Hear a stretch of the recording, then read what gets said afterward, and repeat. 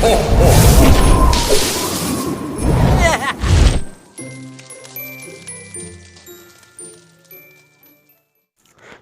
दोस्तों, आप देख रहे हैं संस्कृति ज्ञान विज्ञान मनोरंजन। आपका अपना यूट्यूब चैनल। सदियों से दुनिया में भारत की झलक सबसे अलग है। भारत को विश्व गुरु यानी विश्व को पढ़ाने वाला या पूरी दुनिया का शिक्षक कहा जाता है। वो इसलिए क्योंकि भारत देश की प्राचीन अर्थव्यवस्था, राजनीति और यहाँ के लोगों का ज्ञान इतना समृद्ध था कि पूर्व से लेकर पश्चिम तक सभी देश भारत के कायल थे। आज की वीडियो में हम बात करने वाले हैं भारत के विश्व गुरु होने की वो क्या कारण और क्या विशेषताएं प्राचीन काल में भारत में मौजूद थी जिनके कारण भारत को विश्व गुरु कहा जाता था। इन सब को आपको बताएंगे, इसलिए आप इस वीडियो को देखते रहिए और जल्दी से चैनल को सब्सक्राइब करके वीडियो को लाइक भी कर दीजिए। हमारे वीडियो लगातार देखते रहने और जानकारी पाते रहने के लिए बेल आइकन को दबाकर ऑल के ऑप्शन को सिलेक्ट कर लीजिए। दोस्तों, भारत प्राचीन काल में विश्व गुरु था। भारत में बौद्ध धर्म और यहाँ के शिक्षण संस्थान के काफ़ी उन्नत होने के कारण ये विश्व गुरु कहलाता था। भारत की समृद्धि और धन को देखकर विदेशी आक्रमणकारी भारत पर आक्रमण करते थे और अपनी दरिद्रता को भी भारत के धन से ही मिटाते थे। इतिहास गवाह है कि मुगलों से लेकर अंग्रेजों के शासनकाल तक लगातार भारत पर आक्रमण करके शासन करने वालों ने भारत का आर्थिक शोषण किया है, लेकिन वो भारत ही है जो इतने शोषण के बाद भी निश्चल खड़ा है।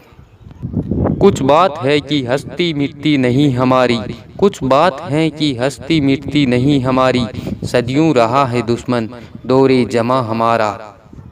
अब हम बात करते हैं उन कारणों की जिनके कारण भारत को विश्व गुरु कहा जाता है। पहला है योग, जिसकी शुरुआत भारत में हुई। योग करने के फायदे आज सारी दुनिया जानती है। 21 जून को विश्व योग दिवस के रूप में मनाया जाता है। योग भारत ने ही दुनिया में विकसित किया है। भारत विश्व का योग गुरु रहा है। दूसरा, शल्य चिकित्सा सर्जरी। शल्य चिकित्सा या सर्जरी के अंतर्गत शरीर के अंगों की चीर फाड़ करके उन्हें ठीक किया जाता है।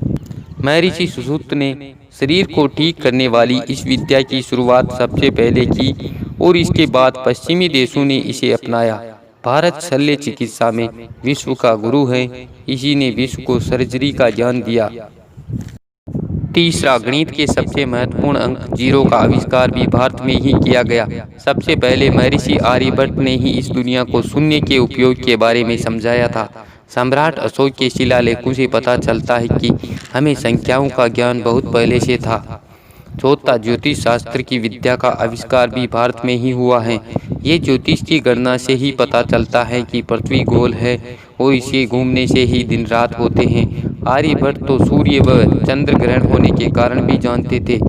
संस्कृत भाषा का जन्म भारत में हुआ है। संस्कृत भाषा विश्व की सबसे प्राचीन भाषा है। भाषा का आविष्कार भी सबसे पहले भारत में ही हुआ था। विश्व भर में प्रसिद्ध नमस्ते अभिवादन सूचक शब्द का जन्म भी भारत में ही हुआ था।